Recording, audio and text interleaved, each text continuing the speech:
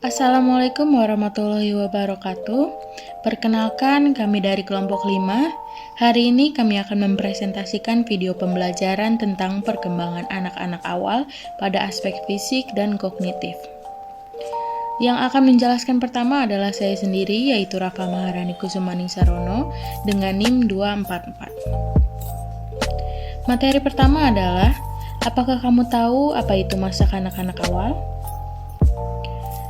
Masa kanak-kanak awal terhitung dimulai sejak usia 2 hingga 6 tahun.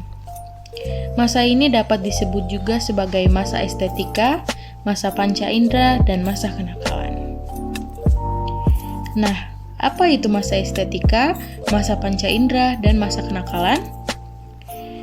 Disebut estetika karena masa ini merupakan masa munculnya rasa keindahan, masa di mana mereka mengenal apa itu kreativitas, rasa keingintahuan, dan rasa keindahan. Dan untuk mengenalnya, maka mereka memerlukan eksplorasi dan belajar dari panca inderanya. Pada masa ini, panca indera seorang anak masih sangat peka, dan ini dapat dilatih dengan cara melakukan permainan atau kegiatan yang dapat mengasah sensorik dan motorik anak. Masa ini juga akan didukung dengan munculnya gejala kenakalan pada anak.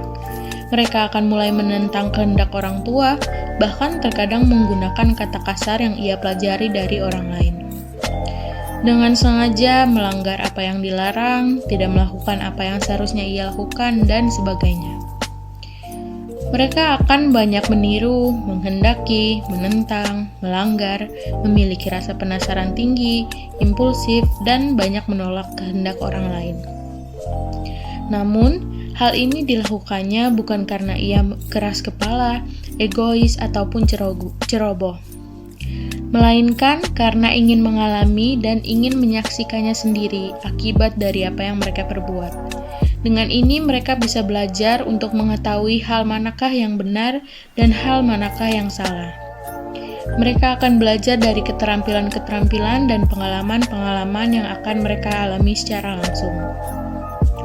Tentu saja orang tua tetap harus mengawasi dan menjaga agar perbuatan mereka tidak melewati batas.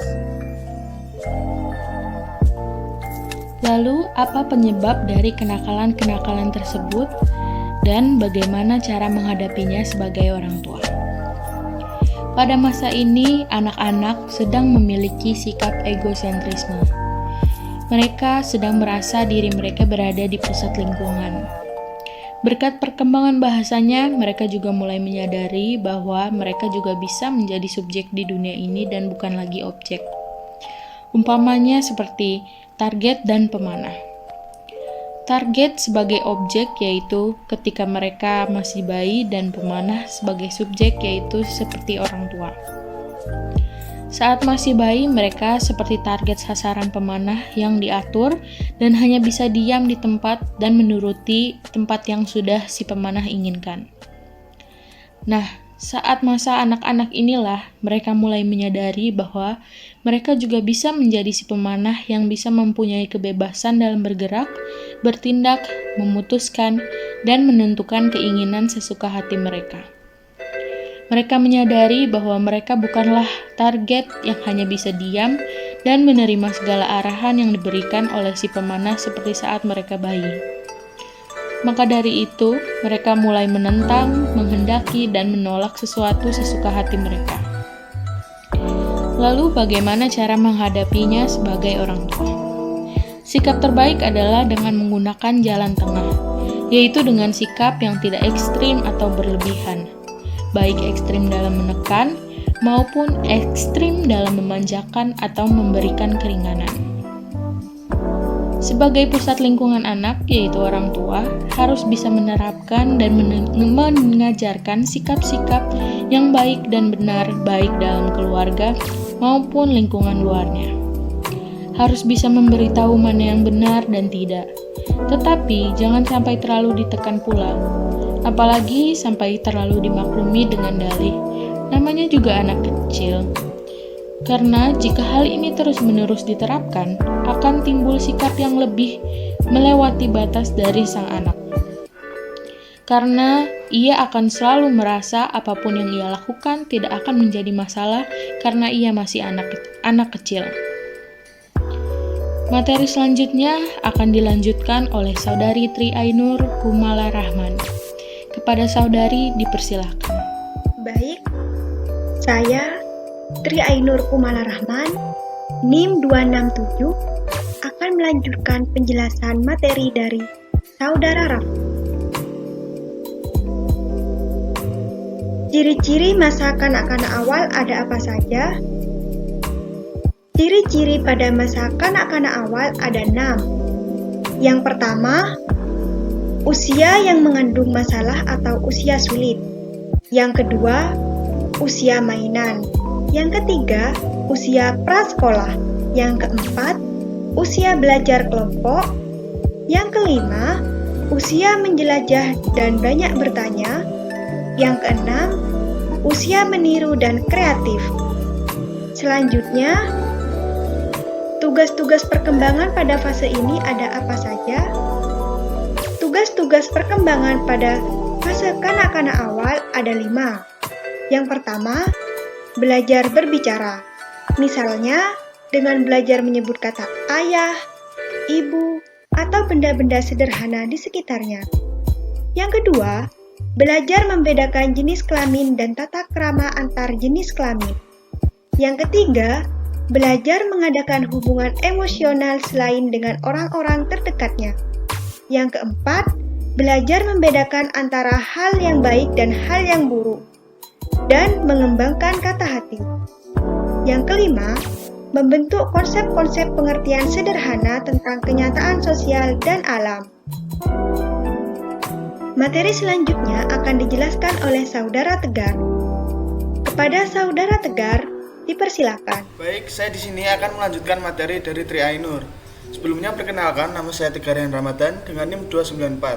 Saya di sini akan menjelaskan materi tentang perkembangan fisik pada anak.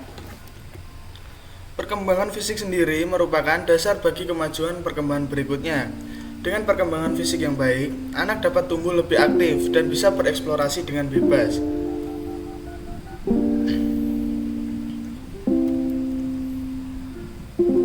Yang pertama adalah pertumbuhan tinggi. Tinggi rata-rata anak usia 2 sampai dengan 3 tahun adalah sekitar 80 sampai 90 cm. Dan tinggi rata-rata anak usia 4 sampai dengan 6 tahun sekitar 95 sampai dengan 110 cm.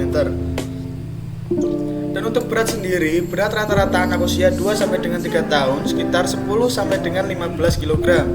Dan untuk selanjutnya, berat rata-rata pada anak usia 4 sampai dengan 6 tahun sekitar 16 sampai dengan 20 kg. Untuk perbandingan tubuh sendiri, penampilan bayi tidak seperti saat bayi lagi. Wajah tetap kecil tetapi dagu tampak jelas dan leher lebih memanjang. Gumpalan tubuh berkurang. Bentuk tubuh cenderung kerucut, bahu lebih luas dan persegi, lengan dan kaki lebih panjang dan lurus. Tangan dan kaki lebih besar.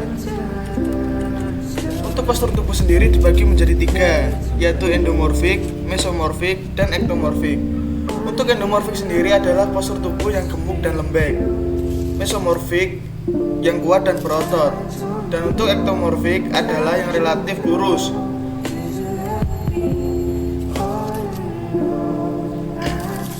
Untuk pertumbuhan pada tulang dan otot, tingkat perkembangan otot bervariasi pada bagian tubuh mengikuti hukum perkembangan arah.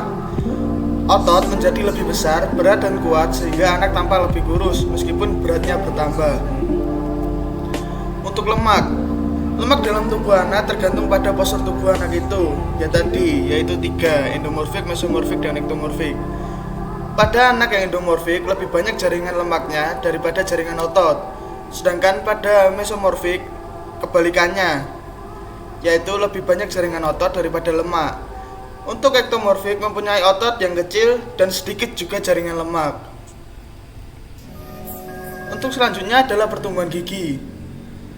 Selama 4 sampai dengan 6 bulan pertama dari awal masa kanak-kanak, 4 gigi bayi terakhir geraham belakang muncul.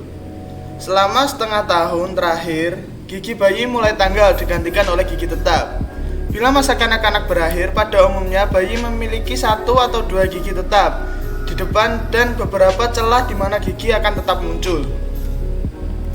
Selanjutnya adalah perkembangan otak. Perkembangan otak yang berlangsung di masa kanak-kanak awal tidak secepat seperti yang berlangsung di masa bayi. Perkembangan ini menghasilkan perubahan anatomi, yang berarti ketika anak-anak berusia 3 tahun, ukuran otak 3/4 ukuran otak dewasa. Ketika berusia 6 tahun, otak telah mencapai sekitar 95% ukuran otak dewasa. Sekian materi yang saya sampaikan, selanjutnya akan dibacakan oleh Sylvia. Baik, materi selanjutnya akan saya sampaikan. Yang pertama-tama, perkenalkan, nama saya Moldatu Sylvia dengan NIM 2021102303111290 yang akan menjelaskan tentang perkembangan kognitif anak. Apakah kalian tahu apa itu perkembangan kognitif? Dengan perkembangan kognitif yang baik, anak akan lebih mudah beradaptasi dalam berbagai situasi dan lingkungan dikarenakan kemampuan berpikirnya sudah bekerja dengan baik dan dapat berkomunikasi atau mengekspresikan diri dengan baik. Dalam perkembangan kognitif, anak dalam hal ini otaknya mulai mengembangkan kemampuan untuk berpikir, belajar, dan mengingat. Dunia kognitif anak pada usia ini adalah kreatif, bebas, dan fantasi. Dalam usia ini, anak-anak mulai mempresentasikan dunia mereka dengan kata-kata, bayangan, imajinasi, dan gambar-gambar. Dan sifat seperti pemikiran stabil mulai muncul, egosentrisme tumbuh, dan keyakinan-keyakinan dengan hal-hal yang tidak duniawi muncul juga.